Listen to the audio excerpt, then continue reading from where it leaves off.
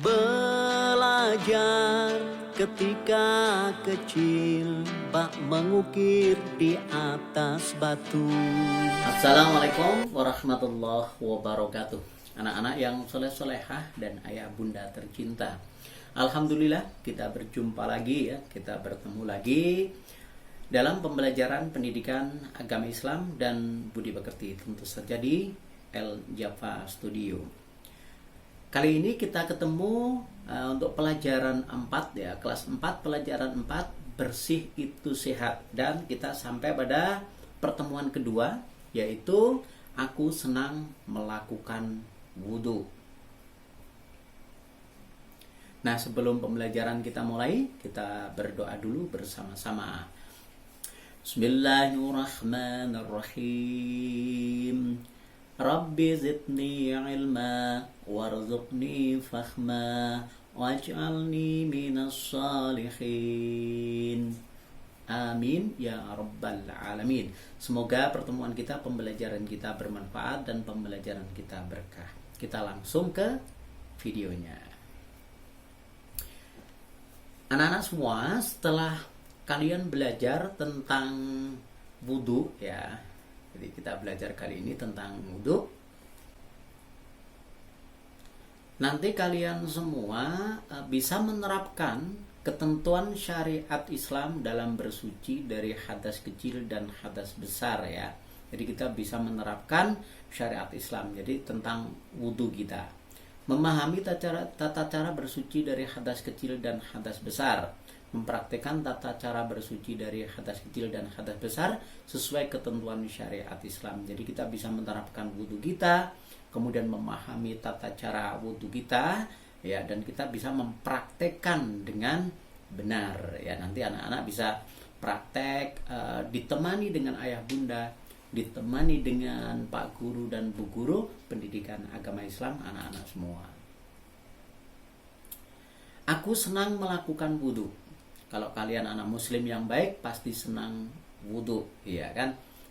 Aku senang melakukan wudhu, kata Umi. Nah, kalian masih ingat dulu jadi pelajaran wudhu itu pernah dipelajari waktu kalian semua tentang belajar wudhu itu di kelas 2. Jadi ada pelajaran tentang wudhu di kelas 2. Sekarang pelajaran kita periksa kembali, jadi kita pelajari lagi, tentu saja berbeda ketika kamu belajar di kelas 2 ya, karena kamu sudah makin dewasa, makin besar. Jadi wudhunya tentu berbeda yang dibahas. Mari kita ulangi belajar tentang wudhu, tapi sekaligus kita mempraktekannya.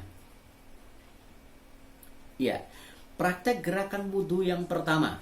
Ya, nomor 1 adalah dianjurkan membasuh 2 tangan. Ya, jadi anak-anak perhatikan, Pak Guru akan memberi contoh caranya membasuh 2 tangan. Dianjurkan membasuh 2 tangan hingga pergelangan. Ini yang pertama. Jadi yang pertama kita akan membasuh kedua tangan sampai pergelangan. Perhatikan. Jadi kalau ada air begini, airnya mengalir ya, mancur ya anak-anak ya. Nah, ini dibersihkan sampai pergelangan.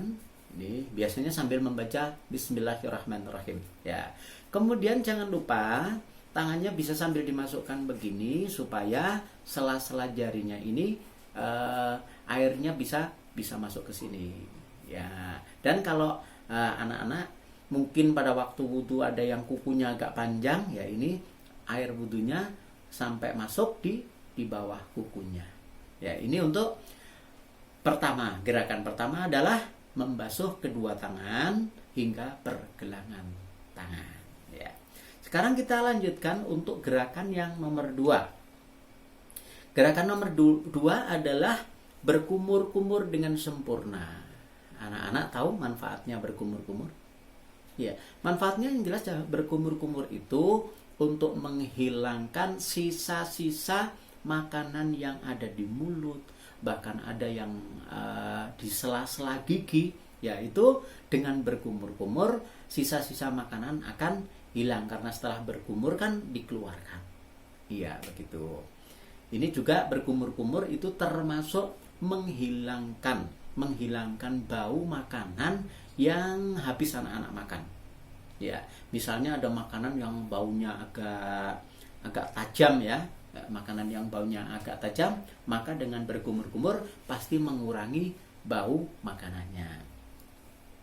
Kemudian gerakan berikutnya adalah dianjurkan, yang nomor 3 ya, nomor 3, dianjurkan membasuh rongga hidung dengan cara menghirup air. Jadi membasuh hidung kita, lubangnya gitu ya, lubangnya dibasuh dengan air. Satu ini jari kita dan ibu jari kita masuk. Nah, kemudian ada salah satunya itu dihirup ya anak-anak ya, dihirup airnya.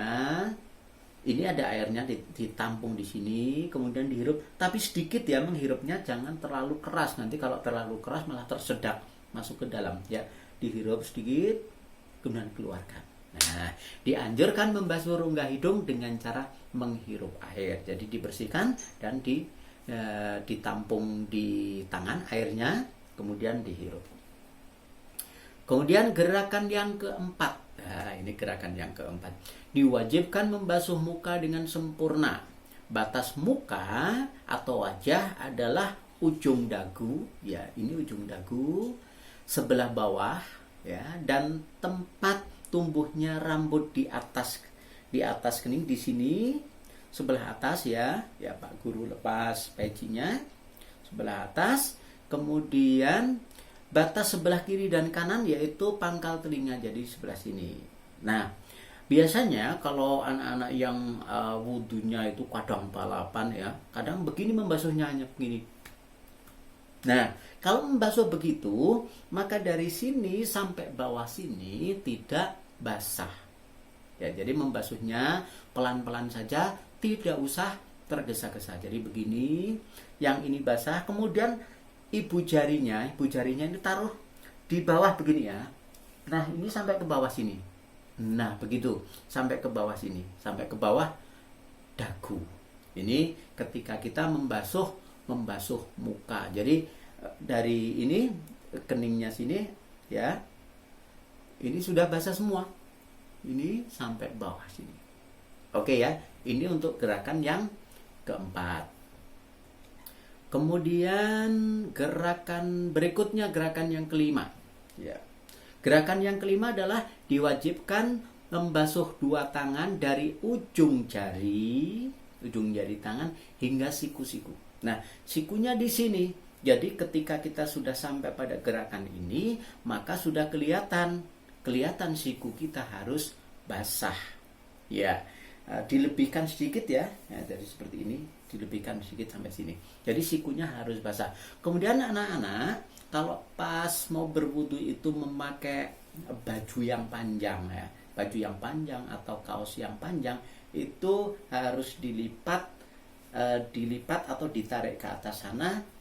Menariknya harus di atas siku. Jadi nanti sikunya ketika dibasuh pada gerakan yang kelima ini sikunya basah. Jadi anak-anak yang pakai lengan panjang dilipat ke atas sampai ke atas siku-siku. Oke ya. Kemudian yang nomor 6 adalah diwajibkan menyapu atau mengusap kepala sebagian atau seluruhnya. Nah, ini yang perlu diperhatikan anak-anak. Jadi untuk gerakan yang keenam itu bukan mengusap rambut ya. Bukan mengusap rambut, tetapi mengusap atau menyapu kepala. Ya, kalau mengusap rambut nanti coba ada om-om anak semua yang rambutnya di sini plontos bahkan gundul, ya, nanti tidak bisa dong. Nah, makanya di sini ada mengusap kepala. Nah, kemudian bisa sebagian mengusapnya, ya misalnya ini ada airnya. Nah, karena mengusap berbeda dengan membasuh ya anak-anak ya. Bedakan mengusap kepala dengan membasuh muka. Kalau membasuh muka itu airnya banyak ditumpahkan ke sini ya dengan airnya. Tapi kalau mengusap berbeda, bukan airnya ditaruh sini semua, tidak. Tapi setelah anak-anak semua di air itu, pancuran air jatuh di tangan, ada airnya, kemudian dilepaskan dulu, ya dilepaskan dulu, airnya tumpah, baru disapukan begini. Ya, bisa dikembalikan begini. Nah, Ulangi ya. Jadi ini airnya mengalir, kemudian taruh tanganmu di bawahnya. Kalau sudah tertampung airnya, dilepaskan, baru diusapkan. Seperti ini. Nah, ini mengusap atau menyapu.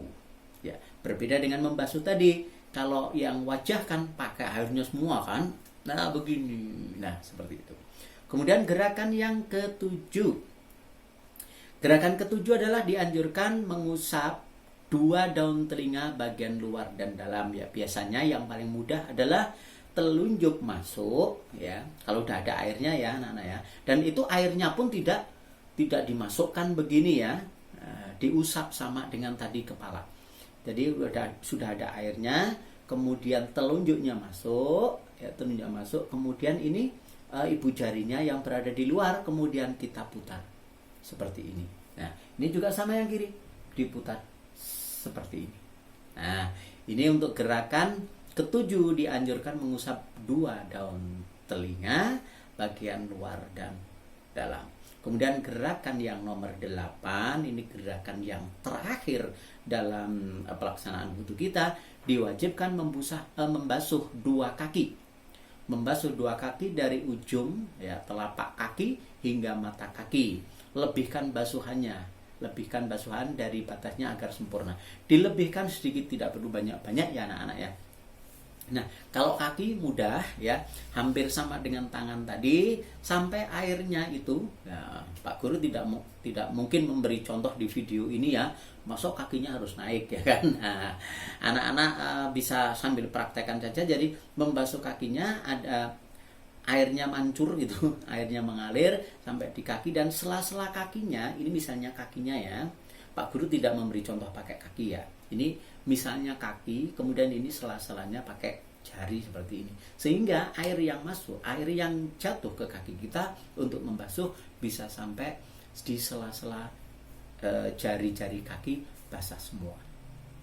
Ya, begitu saja anak-anak. Jadi gerakan-gerakan ini harus dilakukan dengan teliti. Tidak perlu tergesa-gesa dalam melakukan wudhu supaya wudhu kita sempurna ya. Dengan kesempurnaan wudhu kita, insya Allah mendukung ibadah berikutnya, yaitu ibadah sholat. Alhamdulillahirrabbilalamin. Pertemuan kita, pembelajaran kita selesai. Semoga video ini bermanfaat untuk Pak Guru, bermanfaat untuk anak-anak, bermanfaat untuk ayah bunda di rumah. Kita ketemu insya Allah dalam pembelajaran berikutnya. Billahi taufiq wal hidayah. Assalamualaikum warahmatullahi wabarakatuh.